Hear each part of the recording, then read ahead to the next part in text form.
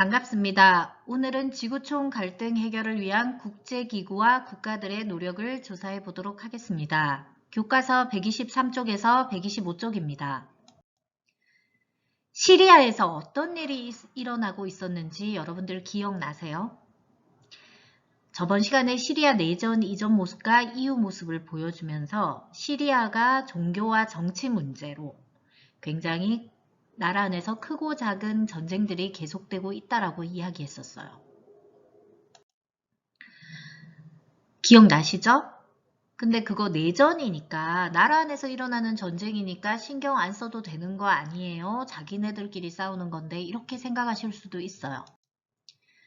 그렇지만 난민 문제라든지 민간인 피해 등 그 나라만의 문제가 아니라고 지난 시간에 저희는 배웠습니다.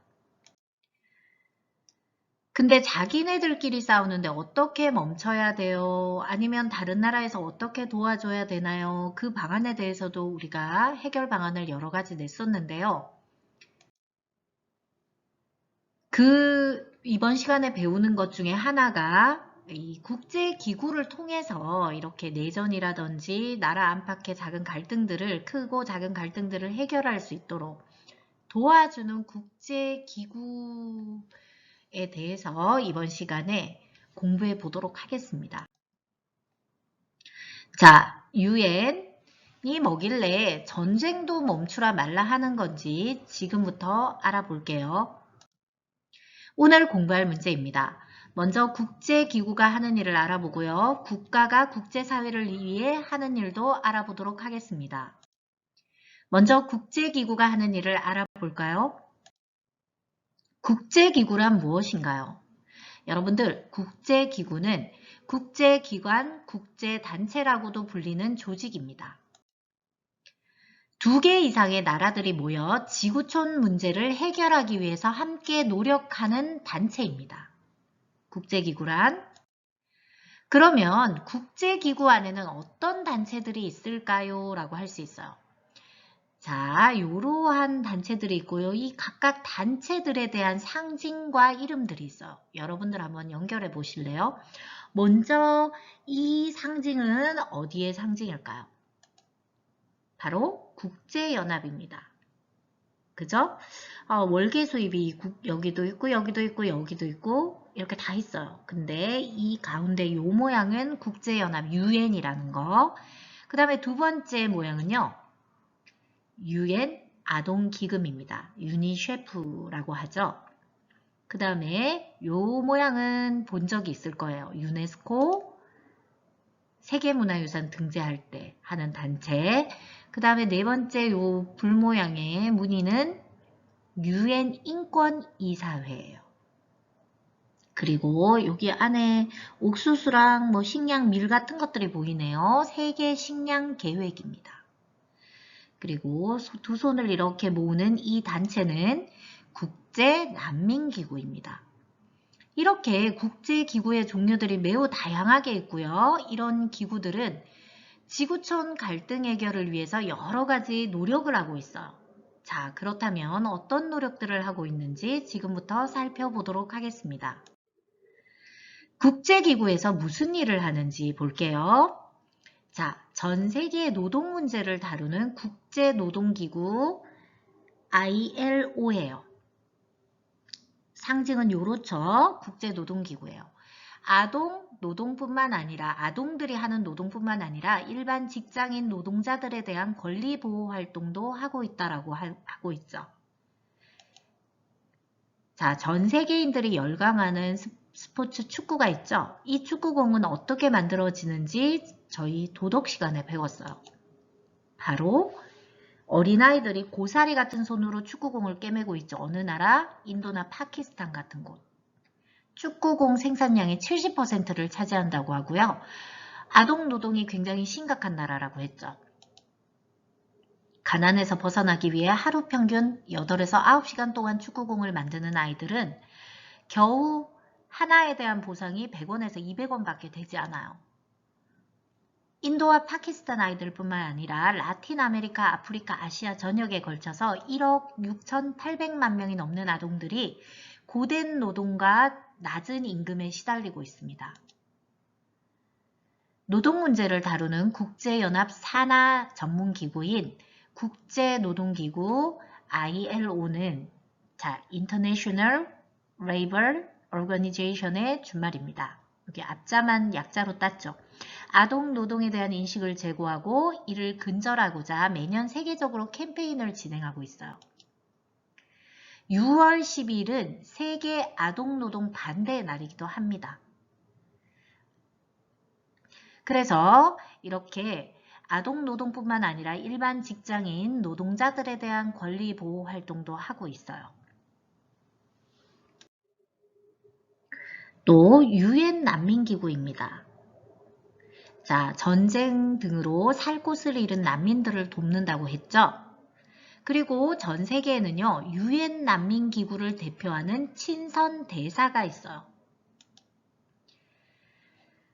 자, 이 유엔 난민기구를 대표하는 친선 대사들과 이 유엔 난민기구가 하는 일들을 한번 볼까요? 안전한 삶을 위한 난민 등록증을 발급해줘요. 분쟁이나 폭력, 박해로 피난길에 오른 난민들이 안전하게 살아갈 수 있도록 난민 등록 절차를 진행하고요. 유엔 난민기구에서.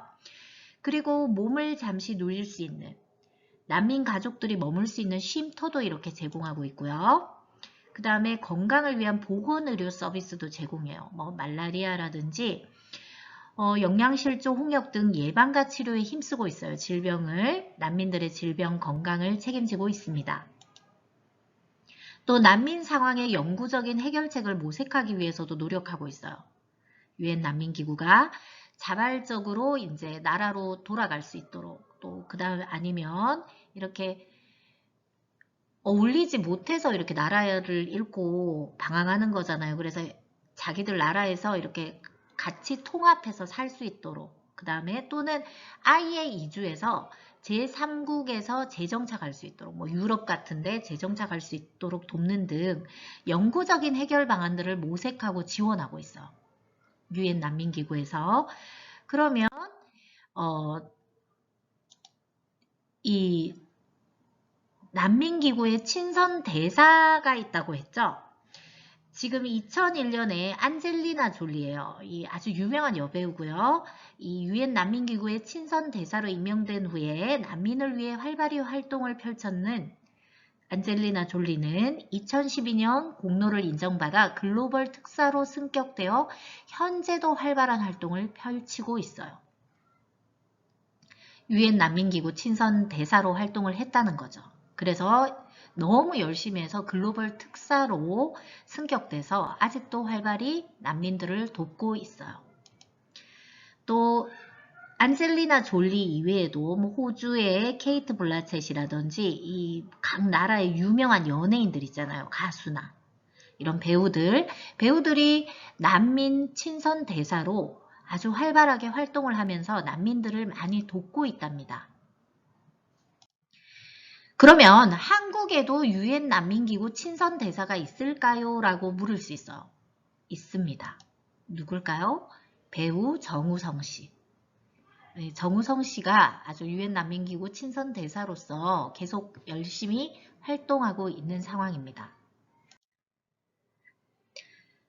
그리고 국제기구 중에서 한국에도 많은 문화유산들을 지정하는 곳이 있어요. 예를 들어서 세계기록유산, 무형문화유산, 우리 북한이랑 공동으로 등재한 씨름 얘기도 얼마 전에 했었어요. 이런 교육, 과학, 문화 분야 등에서 다양한 국제교류를 하면서 국제평화를 추구하는 유네스코라는 국제기구입니다.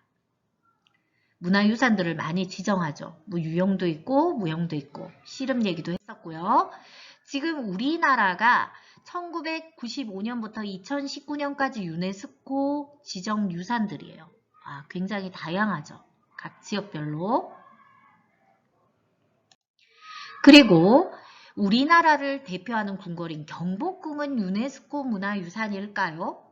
여러분들 어떻게 생각하세요? 헷갈리는 경우가 많은데요.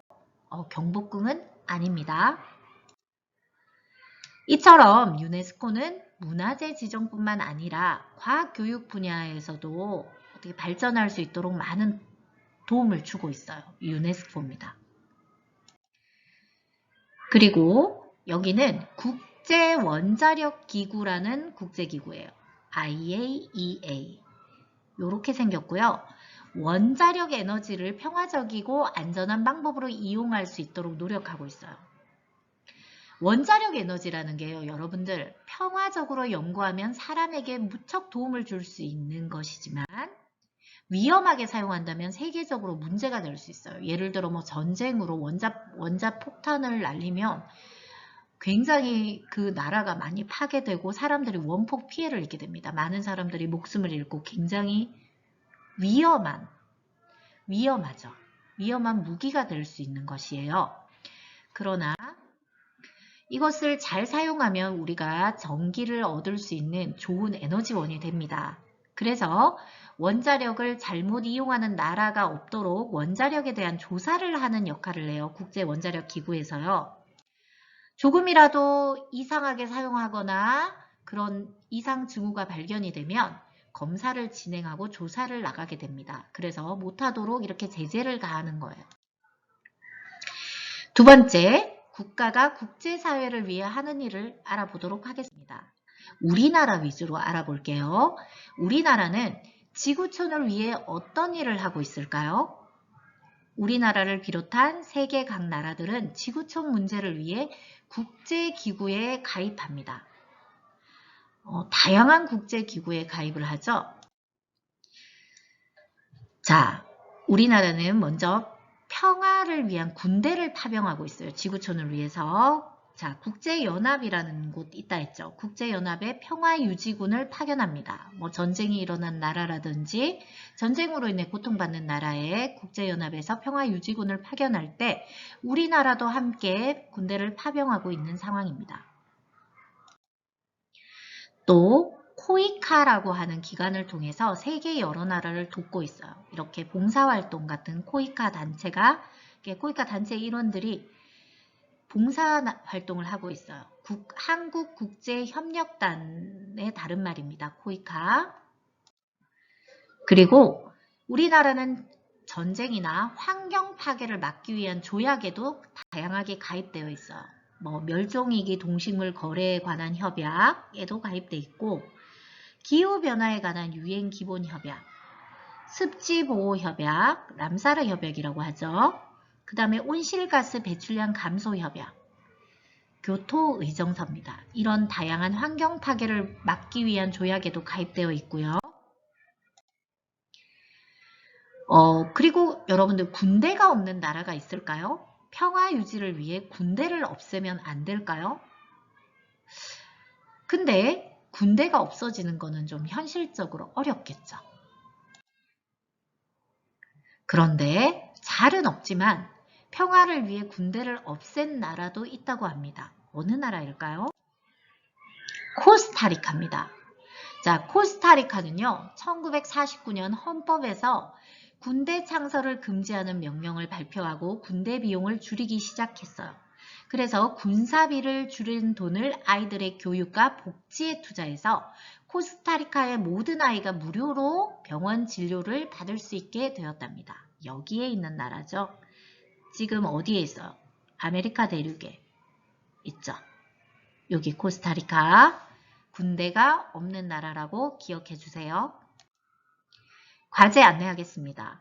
노트 필기 해오시고요. 생각할 수 있는 질문 2개 만들어서 정답과 함께 노트에 적어 오세요. 다음 시간에는 지구촌 갈등 해결을 위한 개인과 비정부 기구의 노력을 조사해 보도록 하겠습니다. 우리 반 친구들 오늘도 수고 많으셨습니다. 감사합니다.